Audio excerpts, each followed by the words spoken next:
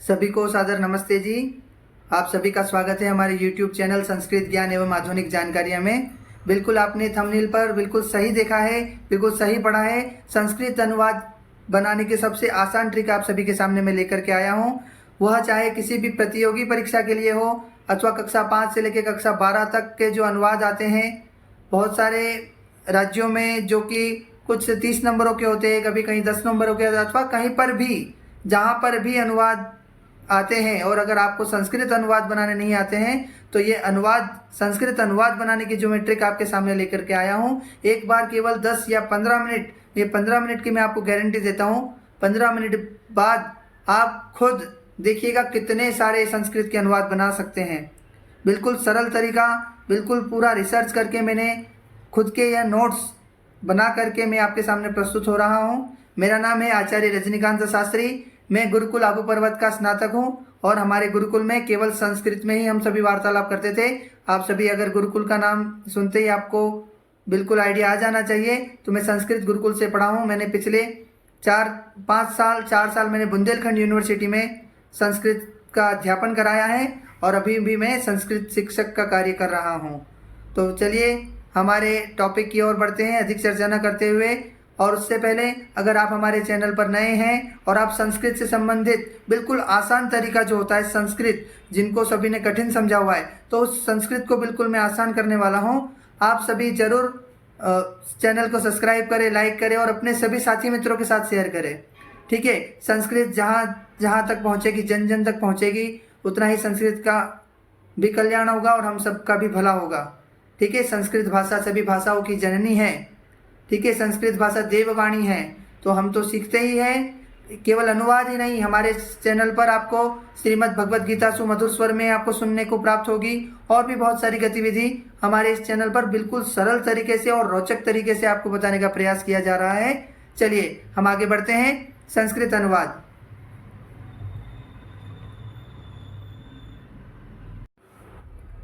देखिए आपके सामने स्क्रीन पर सबसे पहले लिखा हुआ है कर्ता।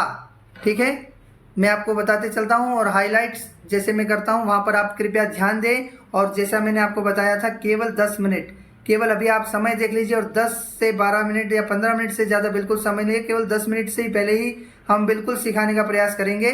ठीक है, तो केवल 10 मिनट जो है, 10 मिनट मेरे एक भी शब्द मिस ना हो, इसका प्रयास आप सभी का रहे। ठीक है, तो आपके स्क्रीन पर सबसे पहले दिख रहा है कर्ता। देखिए यहाँ पर कर्ता। ठीक है, अब कर्ता किसे कहते हैं तो सभी को आपको पता होगा।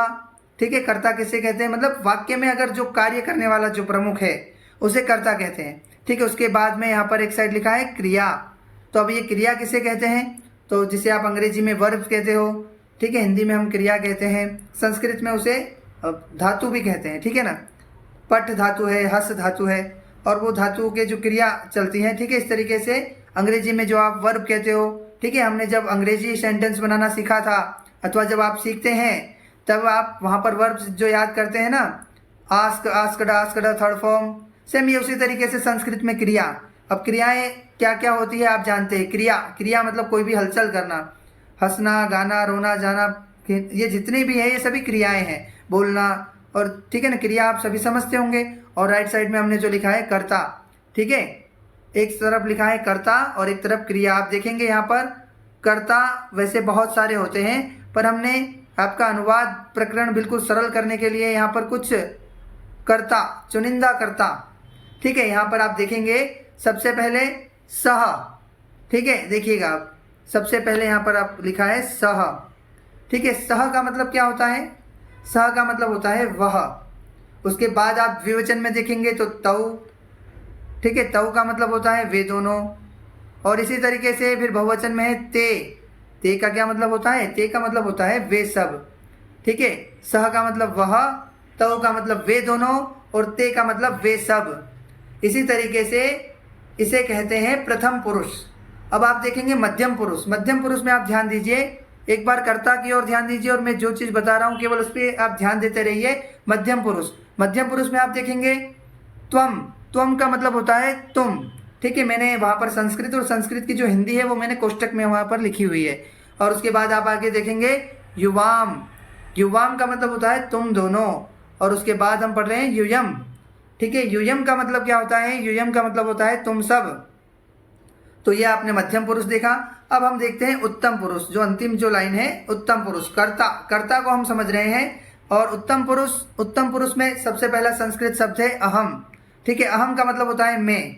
और उसके बाद है अगला शब्द आवाम। आवाम का मतलब होता है हम दोनों। और उसके पश्चात वयम। वयम का मतलब होता है हम सब। तो ये आपने देखा यहाँ पर। देखिएगा फिर एक बार ध्यान दीजिए, कर्ता। और उससे पहले देखिए 3 पुरुष पर हमने चर्चा की, प्रथम पुरुष, मध्यम पुरुष, उत्तम पुरुष। इसी तरीके से संस्कृत में 3 वचन होते हैं। आप देखेंगे यहाँ पर एक वचन, फिर यह है द्विवचन और यह है बहुवचन। ठीक है, 3 वचन और 3 पुरुष। तो हमने एक वचन में पहले क्या देखा? कर्ता हमारे एक वचन के कौन कौन से? अभी मैं पुरुष की चर्चा नहीं कर रहा हूँ, अभी मैं कर रहा हूँ वचन की चर्चा। ठीक है, एक वचन। तो ये जितना है ये पूरा एक वचन है। आप देखेंगे एक वचन। एक वचन में आप देखेंगे सह का मतलब होता है वह, त्वम का मतलब होता है तू, और अहम का मतलब होता है मैं। आप देखेंगे यहाँ पर वह, तुम और मैं। ठीक है, वह जो है प्रथम पुरुष है, फिर त्वम जो कह रहे हैं वो मध्यम पुरुष है, और अहम जो है वो उत्तम पुरुष है। ठीक है, इसी तरीके से आप अगला देखेंगे द्विवचन। अब द्विवचन में आप देखिए तौ। तौ का मतलब है वे दोनों। ठीक है, और युवाम। युवाम का मतलब होता है तुम दोनों। और आवाम, उत्तम पुरुष, आवाम का मतलब होता है हम दोनों। अब एक चीज आप यहाँ पर नोटिस कीजिए, पहले एक वचन में वह कह रहा था वह, तुम अथवा मैं, वो एक एक के लिए। पर यहाँ पर द्विवचन में क्या कह रहा है? तौ। तौ का मतलब है वे दोनों, युवाम का मतलब है तुम दोनों, आवाम का मतलब है हम दोनों। मतलब दोनों दोनों दोनों। मतलब आपको यहाँ पर स्पष्ट तरीके से दिख जाएगा कि ये द्विवचन है। ठीक है, तो इसे याद करना उतना कठिन नहीं रहेगा, द्विवचन। ठीक है, अब देखते हैं हम बहुवचन को। आप बहुवचन में आप ध्यान से देखेंगे तो देखिए क्या लिखा है यहाँ पर। ते का मतलब होता है वे सब, और यूयम का मतलब होता है तुम सब, और वयम का मतलब होता है हम सब। अब आप एक चीज खास ध्यान रखिए, इस चीज को बहुत से लोग भूल जाते हैं। जब पहली बार आप संस्कृत पढ़ने आए हैं, बिल्कुल आपने 0 से स्टार्ट किया है, तो ये जब पहली बार हम सुनते हैं ना तो बड़ा कन्फ्यूजन हो जाता है। ठीक है, मैं यहाँ पर ऑफलाइन कक्षाएं जब लेता हूँ तो यह भी शुरुआत में कई जगह पर ये प्रॉब्लम रहती है। ठीक है, तो उस चीज़ पर मैं हाईलाइट्स करता हूँ, आप ध्यान रखिएगा। ये जो 9 शब्द है इसको बहुत अच्छी तरीके से पहले आपको स्मरण कर लेना चाहिए। अगर ये 9 शब्द आपको याद है, कौन कौन से, ये जो कर्ता में है। ठीक है, सह, तौ, ते, त्वम, युवाम, यूयम, अहम, आवाम, वयम। ये जो 9 शब्द हैं, इन 9 शब्द की हिंदी और ये 9 शब्द जो संस्कृत में लिखे हैं, और इनका स्थान कौन कौन सा है। जैसे सह का स्थान क्या है? तो प्रथम पुरुष एक वचन है इसका स्थान। वयम की हम चर्चा करें, जो सबसे अंतिम जो शब्द है वयम मतलब हम सब, इसका स्थान क्या है? तो उत्तम पुरुष का ये बहुवचन है। ठीक है, इस तरीके से ये कर 9 शब्द, मात्र 9 शब्द अगर अच्छे से आप याद कर लेते हैं तो आप देखिएगा कितना अभी हम ये चर्चा करने के बाद, कुछ बेसिक चीजें बताने के बाद, अभी मैं अनुवाद बनाने के प्रकरण पर आपको ले जाने वाला हूँ। ठीक है, तब वहां पर अनुवाद बनाने में आप बिल्कुल बहुत सारे अनुवाद स्वयं बना पाओगे, इस बात की मेरी गारंटी है। परंतु वह आप बना पाओगे मानते हैं, पर यह चीज़ आपके सामने है तो आप बना लेते हो, तो उसमें बहुत ज़्यादा कोई बड़ी बात नहीं है। तो उसके लिए एक छोटी सी ये रहता है कि आप इस चीज़ को याद कर लें। और अगर आपको अतिरिक्त समय में कभी इस वीडियो से समझ में ना आए और अतिरिक्त समय में कभी आपको कुछ पूछना हो, तो आप दिए गए जो चैनल पर डिस्क्रिप्शन में आपको लिंक आदि दे दिया जाएगा, वहाँ से भी आप व्हाट्सएप जो हमारा ग्रुप है उसमें आप प्रश्नों का समाधान पा सकते हैं, वहाँ से और भी अच्छी तरीके से आप समझ सकते हैं। चलिए, तो अब हमने कर्ता की चर्चा की, सह, तौ, ते, त्वम, युवाम, यूयम, अहम, आवाम, वयम। अब आप दूसरी तरफ आप देखेंगे तो क्रिया। ठीक है, कर्ता के बाद हम क्रिया की चर्चा करते हैं। क्रिया, अब ये क्रिया देखिए बिल्कुल समान जैसे कर्ता में था वचन और पुरुष। ठीक है, प्रथम पुरुष, मध्यम पुरुष, उत्तम पुरुष, और क्या था? एक वचन, द्विवचन और बहुवचन। ठीक है, प्रथम पुरुष, मध्यम पुरुष, उत्तम पुरुष और 3 वचन। तो बिल्कुल जैसे कर्ता में था बिल्कुल वैसा के वैसा यहाँ पर भी दिया गया है।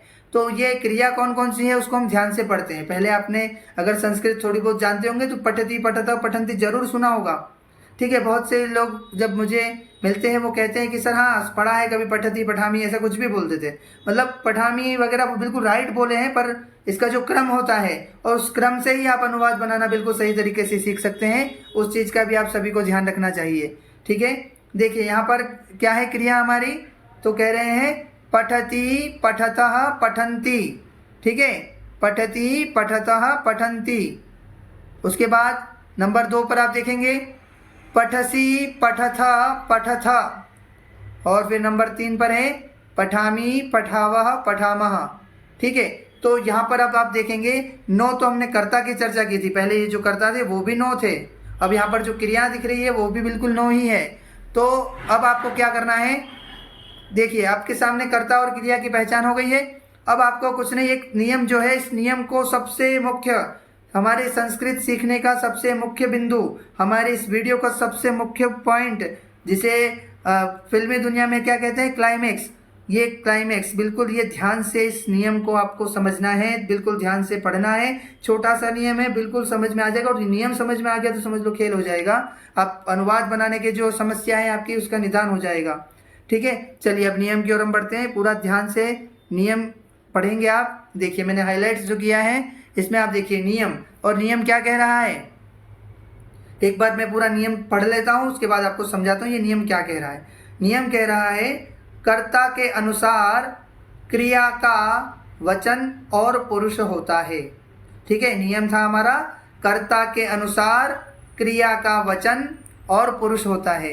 अब इसको समझते हैं, ये क्या कह रहा है भाई, कर्ता के अनुसार, कर्ता मतलब ठीक है, ऊपर कर्ता लिखा है, अभी क्रिया का मतलब ये क्रिया भी लिखी है साइड में, इनका वचन और पुरुष होता है। तो फिर अब देखते हैं, इसको समझते हैं, ध्यान से देखेंगे आप। देखिए ये हमारा नियम है, नियम की तरफ भी आपका ध्यान रहे। अब हम देखिए मैं आपको बताता हूँ, नियम कह रहा है, पहले थोड़े थोड़े पार्ट्स में इसको समझते हैं। कर्ता के अनुसार मतलब आप ऊपर देखेंगे, कर्ता ये है, इसके अनुसार, कर्ता के अनुसार मतलब ये जो कर्ता है इसके अनुसार, जिसे आप अंग्रेजी में कहते हैं कर्ता के अकॉर्डिंग, ठीक है। कर्ता के अनुसार ये जो क्रिया है, इन क्रिया का वचन मतलब आप देखते हैं एक वचन द्विवचन बहुवचन इसमें भी है, एक वचन द्विवचन बहुवचन इसमें भी है। तो नियम की तरफ ध्यान दीजिए, पूरा फोकस कीजिए, 1 मिनट में पूरा समझ में आ जाएगा। देखिए कर्ता के अनुसार इन क्रियाओं का, ठीक है, कर्ता के अनुसार इन क्रिया का वचन, देखिए वचन मतलब इसमें भी 3 वचन है, इसमें भी 3 वचन है, और पुरुष होता है, ठीक है। फिर जैसे कि ये उदाहरण भी दे रहे हैं, इस नियम के नीचे आप देखेंगे उदाहरण, जैसे सह पठति, ठीक है। इसको और सरल तरीके से समझते हैं। मान लो हमने आपको एक वाक्य दिया है, ध्यान से देखिएगा, हमने आपको क्या एक वाक्य दिया है, वह पढ़ता है, हमने आपको एक वाक्य दिया है, वह पढ़ता है। ये इस वाक्य में सबसे पहले तो हमें ये देखना है कि इस वाक्य में कर्ता क्या है, इस वाक्य में कर्ता क्या चीज है। तो आप सभी समझ ही गए होंगे भाई, वह पढ़ता है, इस वाक्य में वह तो कर्ता है, और ये पढ़ना ये क्या है, क्रिया है। अब जब वह कर्ता है तो वह कर्ता की संस्कृत क्या होती है, अब ऊपर आप देखेंगे वह कर्ता की संस्कृत यहाँ पर ये लिखी है, ठीक है, वह की संस्कृत होती है सह। तो अब नियम हमारा क्या कह रहा था, नियम की तरफ फिर ध्यान दीजिए एक बार, कर्ता के अनुसार क्रिया का मतलब ये जो वह तो संस्कृत हमें मिल गई, वह की संस्कृत है सह, ठीक है, वह की संस्कृत सह तो हमें मिल गई, पर इस सह के साथ क्रिया कौन सी लगाए, तो क्रिया आप देखेंगे पठति पठता पठन्ति, यहाँ पर आप राइट देखिए, पठति पठता पठन्ति, पठसी पठता पठथ, पठामी पठाव पठाम, यहाँ पर 9 शब्द है हमारे पास। अब यहाँ पर 9 शब्द है, पर हमें क्रिया तो एक ही लगानी है। तो नियम हमारा कह रहा था कर्ता के अनुसार, ये जो कर्ता है आपके तरफ ये देखिए कर्ता है, इसके अनुसार इन क्रियाओं का वचन और पुरुष होता है। तो हमने कहा था वह पढ़ता है, वह पढ़ता है, वह की संस्कृत होगी सह। तो इस सह के साथ हमें क्रिया कौन सी लगानी है, तो आप समझ गए होंगे, कर्ता अगर प्रथम पुरुष एक वचन है तो क्रिया भी हमारी प्रथम पुरुष एक वचन, सह पठति, ठीक है, सह पठति, वह पढ़ता है, समझ गए होंगे। चलिए मान लो मैं एक दूसरा वाक्य देता हूँ आप सभी को, आप देखेंगे स्क्रीन पर, हम सभी पढ़ते हैं, हम सब पढ़ते हैं। इस वाक्य में कर्ता क्या चीज़ है, हम सब पढ़ते हैं।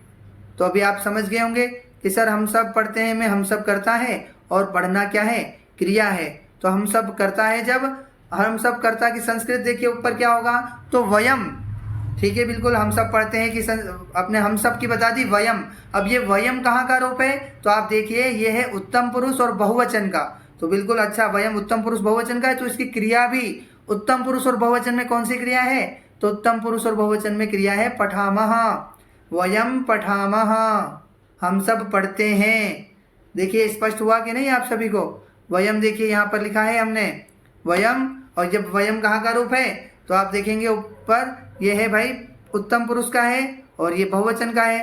अब उत्तम पुरुष बहुवचन का है तो हमारा नियम क्या कहता था, हमारा नियम कह रहा था कि भाई कर्ता के अनुसार क्रिया का वचन और पुरुष होता है।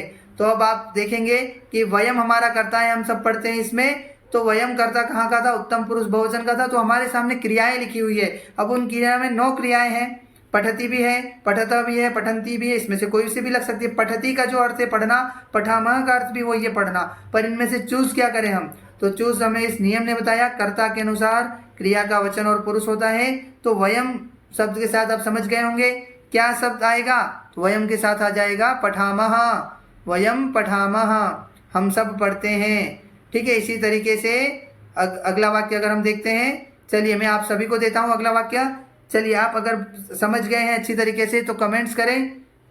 तुम दोनों पढ़ते हो, तुम दोनों पढ़ते हो हिंदी वाक्य है, इसका संस्कृत अनुवाद आपको बनाना है जो कि बिल्कुल सरल है। तुम दोनों पढ़ते हो, आप देखेंगे ध्यान से। चलिए आप देखते हैं कमेंट्स में, जल्दी से बताएं आप। देखिए तुम दोनों पढ़ते हो में पहले तो हमें ये देखना है कि कर्ता क्या है, तो इसमें है तुम दोनों, कर्ता है और पढ़ना क्या है, क्रिया। तो अब तुम दोनों की संस्कृत आप देखेंगे, तुम दोनों की संस्कृत होती है युवाम। अब ये युवाम कहाँ का रूप है, तो कह रहे हैं ये मध्यम पुरुष और द्विवचन का है। तो मध्यम पुरुष द्विवचन का जब करता है तो इसकी क्रिया भी क्या हो जाएगी, मध्यम पुरुष द्विवचन में जो भी क्रिया हो वो क्रिया हो जाएगी इसकी। तो युवाम पठतः, युवाम पठतः मतलब तुम दोनों पढ़ते हो। ठीक है, इसी तरीके से मैं पढ़ता हूँ। ठीक है, तो मैं की क्या हो जाती है, देखेंगे आप उत्तम पुरुष एक वचन में अहम। ठीक है, मैं की संस्कृत है अहम, तो अहम के साथ क्या आएगा बताएं। बहुत से लोग गलत करते हैं अगर ध्यान से नियम नहीं सुना होता है। अहम कहीं भी कभार कोई पठती कह रहा है, कभी कुछ कह रहा है, पर आपको अब ख्याल आ गया है इस वीडियो देखने के बाद कि अहम के साथ पठामी, अहम के साथ पठामी ही रहेगा सदैव। पठामी का जो स्थान है वो अहम है। इसी तरीके से कर्ता क्रिया आपको पहचान में आनी चाहिए। नियम हमें सबसे पहले बहुत मजबूत समझ में आना चाहिए। एक बार फिर नियम की ओर बढ़ते हैं। देखिए कर्ता के अनुसार मतलब आप समझ गए हैं, कर्ता के अनुसार का मतलब ये जो कर्ता है इसके अकॉर्डिंग इन क्रिया का वचन और पुरुष होता है। ठीक है, बिल्कुल अच्छे से आप समझ गए हैं। अब आप देखेंगे यहाँ पर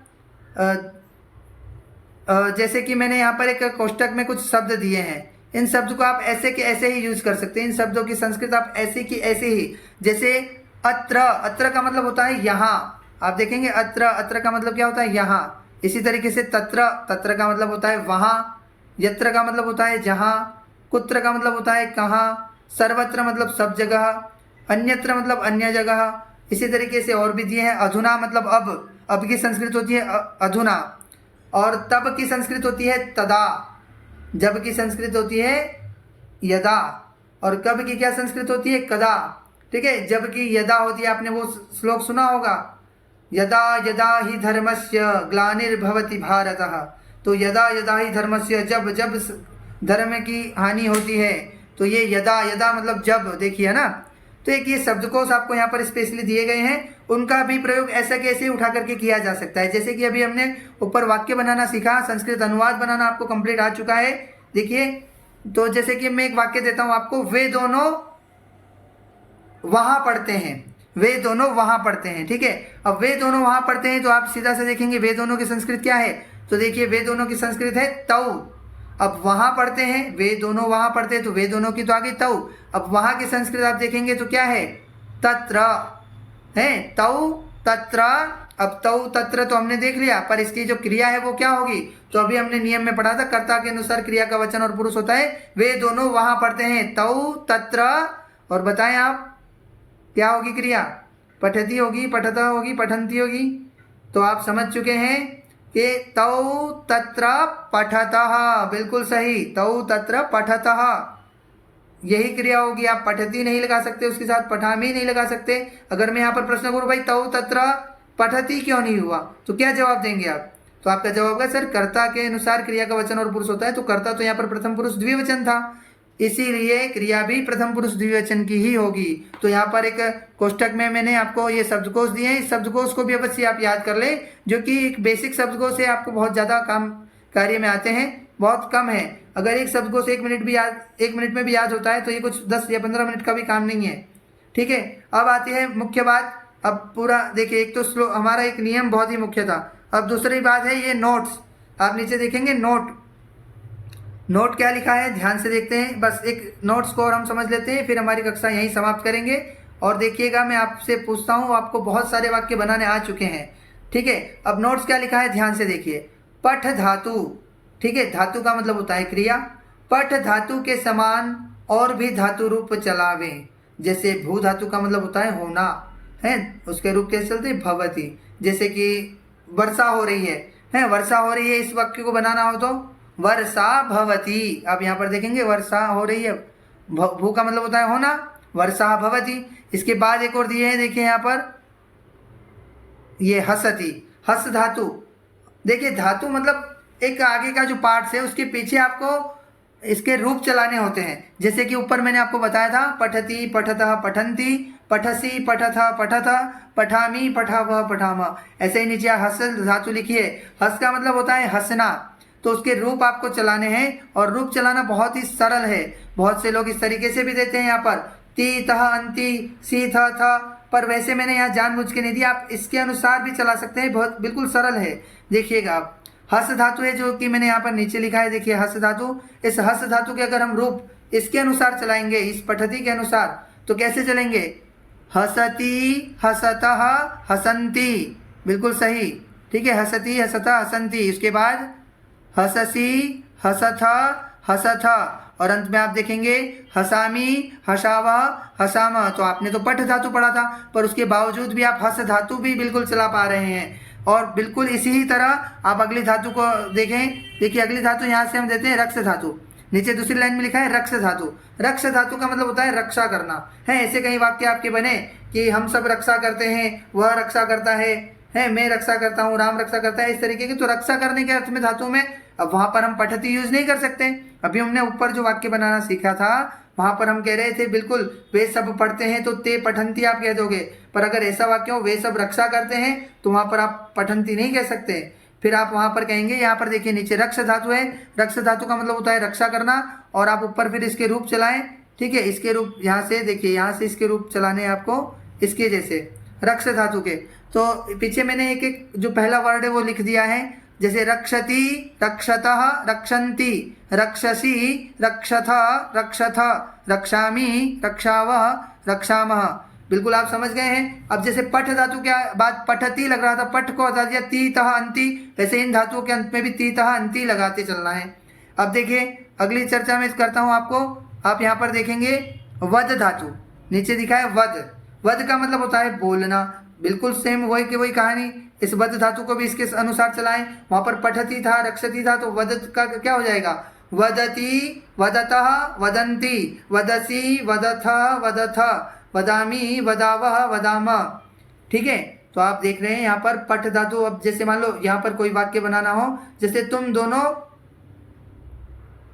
यहाँ बोलते हो, ठीक है, तो तुम दोनों की संस्कृत हो जाएगी युवाम। आप देखेंगे ऊपर, तुम दोनों की संस्कृत होती है युवाम। क्षम्यताम, एक क्षम्यताम, थोड़ा सा ये जो माइक है वो हिल गया था, पर आगे आप समझते हैं। देखिए बिल्कुल आप समझ चुके हैं। अब आगे आप देखेंगे कि आपने क्या पढ़ा। नीचे देखा, अभी मैंने वाक्य दिया था तुम दोनों बोलते हो, तो तुम दोनों क्या है करता, युवाम। अब युवाम के साथ क्रिया क्या आएगी, तो युवाम पठथः, ठीक है। आप समझ गए हैं कि नहीं, मैंने हाईलाइट्स नहीं किया है जानबूझ करके। आप देखिए कर्ता की तरफ फोकस होना चाहिए, क्रिया की तरफ फोकस होना चाहिए। और अभी हम जो चर्चा कर रहे हैं बोलते हो, तो ये जो बोलने की जो धातु है, नीचे आप देखेंगे वद धातु है। वद का मतलब होता है बोलना। अब मैंने एक सेंटेंस आपको दिया है कि तुम दोनों बोलते हो। अब तुम दोनों की संस्कृत क्या है, पहले तुम दोनों बोलते हो में करता क्या है ये पहचानिए। तुम दोनों बोलते हो, तो तुम दोनों करता है, बोलना जो है उसकी क्रिया है। तो अब तुम दोनों की संस्कृत होती है युवाम। अब ये युवाम कहाँ का रूप है, तो मध्यम पुरुष द्विवचन का रूप है, ठीक है। क्योंकि हमारा जो नियम है वो क्या कहता था, देखिए नियम, कर्ता के अनुसार क्रिया का वचन और पुरुष होना चाहिए। तो युवाम, यहाँ पर पठथ था मतलब पढ़ते हो, पर हमें क्या करना है, बोलते हो। तो युवाम वदती, वदथ, वदंती, वदसी, वदथ, वदथ, वदामी, वदाव, वदामा, ठीक है। युवाम क्या हो जाएगा बताइए, वदथ, ठीक है। इस तरीके से आप वाक्य बना सकते हैं। अब आप बिल्कुल आइडिया लगा चुके होंगे, अच्छा सर ये तो बिल्कुल सरल है। बिल्कुल सरल है। ये नीचे आप देखेंगे, नीचे जो मैंने बहुत सारी धातुएं दी है, केवल इतनी ही नहीं, इसके अलावा बहुत सारी धातुएं जो बिल्कुल ऐसे ही आप पद्धति के रूप अगर याद कर लेते हैं तो सारे रूप एक दूसरे से आप चला सकते हैं। ठीक है, जैसे अब यहाँ पर अब देखिए कोई बालिका अथवा कोई महिला सीख रहे हैं, अथवा सारी धातुएं सभी के काम में आती है, पर यहाँ पर देखिए ये धातु पच धातु है। पच का मतलब होता है पकाना। नीचे आप देखेंगे पच धातु, पच का मतलब होता है पकाना। उसका एक रूप मैंने वहां पर दिया है पचती। अब आप देखिए यहाँ पर पठती पठतः पठंती के समान उसको चलाइए। पचती पचतः पचंती पचसी पचतः पचथः पचामी ही पचावह पचामा। तो कह रहे हैं यहाँ पर जैसे कि हम सब पकाते हैं, हम सब पकाते हैं, हिंदी वाक्य आपको दिया। अब इसकी अगर संस्कृत बनानी हो तो कैसे बनाई जाएगी? तो कह रहे हैं यहाँ पर हम सब पकाते हैं में हम सब करता है, हम सब करता है, तो उसकी संस्कृत होती है हम सब की वयम। अब ये वयम कहाँ का रूप है?